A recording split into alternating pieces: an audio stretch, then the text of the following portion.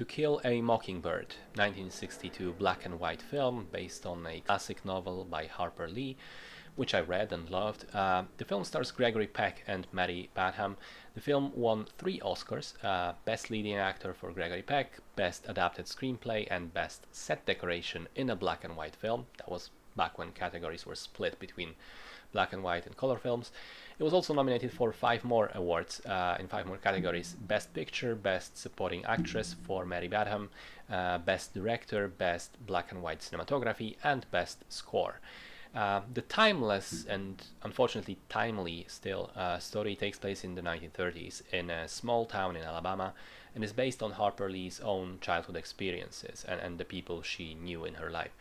We follow Scout, a young girl living together with her brother and widowed father Atticus, a local lawyer. Scout spends her summers carelessly, playing around outside, running around with her brother and the neighbor's kid, bickering with the other children, avoiding school, and generally just living a life of innocence. But she's forced to come face to face with the unpleasantness of adulthood when Atticus becomes the defender of a black man accused of assaulting and raping a white woman.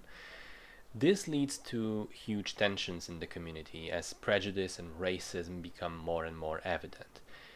So, having never seen the movie before, I have to say it is one of those films that aren't really aging all that much. Part of it is purely the technical level, the technical way in which the movie was shot and edited and created, but I think an even larger part in this case is the story itself.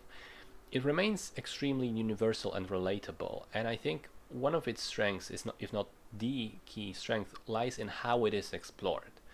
Because we're experiencing the story through the eyes of a child, and therefore the whole trial plot, which essentially is kind of a main plot overall, but it remains largely in the background until the final act.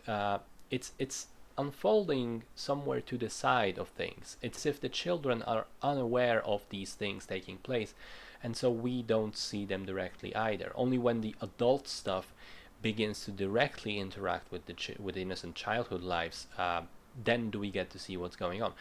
And I think seeing it and experiencing it like that makes the story so much powerful, because you can sort of look at all of this without any, let's say, adult filters of politics and misconceptions and the social context, and just see the injustice being done very, very clearly. There's no sugarcoating it. There's no justifications to be had. There's no excuses. There's just a child seeing a person get wrong. That's all there is to it.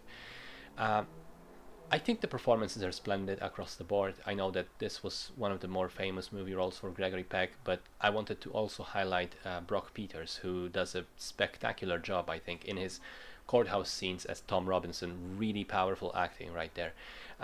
So yeah, I like the film overall. I think it's justifiably one of the classic must-watch movies for everyone, regardless of their background. I mean, just the same as the book should be required reading.